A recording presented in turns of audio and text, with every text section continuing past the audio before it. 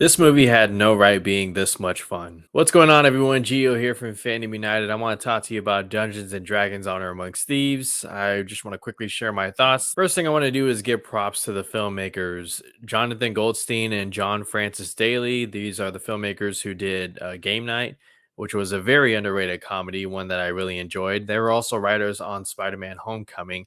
And one time they were directors for the upcoming Flash movie for DC. These guys managed to do the impossible, and that's make a Dungeons and Dragons movie that can appeal to general audiences. And how do you do that? You make it fun. You tell a good story, one that's not too complex with the whole lore of Dungeons and Dragons. Then you just, you have great characters and you have these actors who step into these roles and understand their assignments and just have fun with it. And that's not to say this movie ignores diehard fans of Dungeons and Dragons, because there was a couple times when I was sitting in a movie theater where a power or a spell or a magic would be displayed, or a location or a character, and while I didn't understand it, there were people in the audience that were laughing, that were cheering, and I'm looking at that as an outsider going, this movie is making it happen, okay? They're making it a movie for general audiences and also one that pays a lot of fan service. In regards to the story, basically Michelle Rodriguez, Chris Pine, Justice Smith play these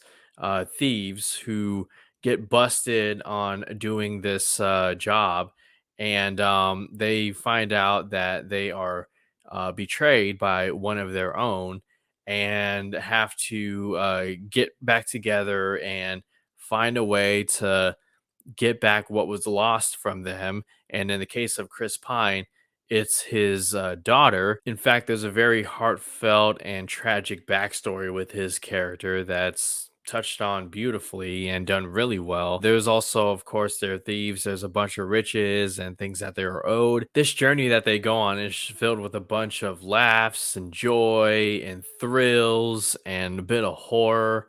I mean, they found a way to make it just a really fun ride. And in the trailers and TV spots, there's a few moments that, they showcase. And let me tell you that if you're worried that those are the best parts, it's not. Okay. Those moments are still fun to watch in theaters, but there is just so much more. That was only an appetite.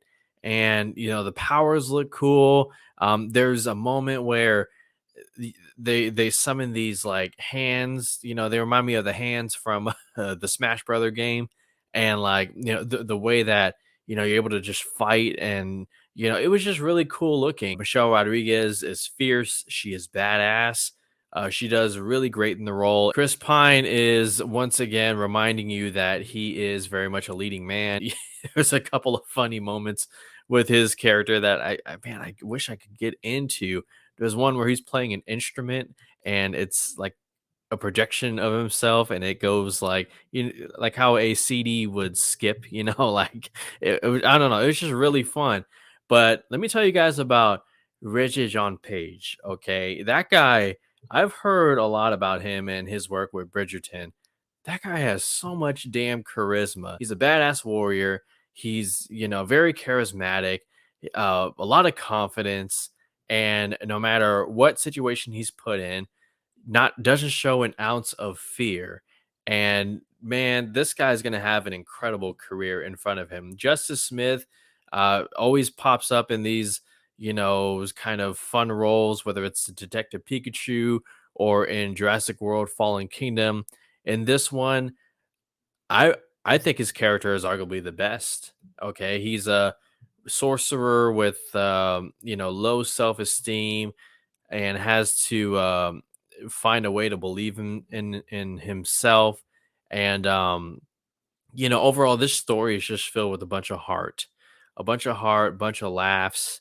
And like I said, if you're a Dungeons and Dragons fan who is worried that this might be too sugar coated, let me tell you again, there were people in the audience that were having a good time and geeked out when certain things happened. And I wish I had more context in that, but I'm happy to see that. And I'm so happy to see this movie is doing well at the box office. Okay. It's already grossed $70 million worldwide, which was um, more than what they had projected. I anticipate it will have a low second week drop off at the box office as more word of mouth spreads. That's what got me to watch this movie was the word of mouth. And hopefully my word of mouth inspires you guys to go and check out this movie because it absolutely deserves to be watched. You are not going to be disappointed. You're going to have a fun time watching this. Is it a perfect movie? No. I mean, there's a couple of times where the VFX seemed a little bit stretched. Okay, it was heading towards CW territory. But when you make a movie on a 125 to 150 million dollar budget and you're able to produce just an epic adventure with a lot of laughs and a lot of fun. You've done a good job. And I hope the word of mouth spreads and gets a lot of more people to watch this movie and give it a chance. And if you're one of those people who watched it, let me know what you guys think. My name is Gio from Fandom United. Thank you guys so much for your time. Check out Dungeons and Dragons Honor Amongst Thieves. You won't be disappointed. And until the next review, you guys take care.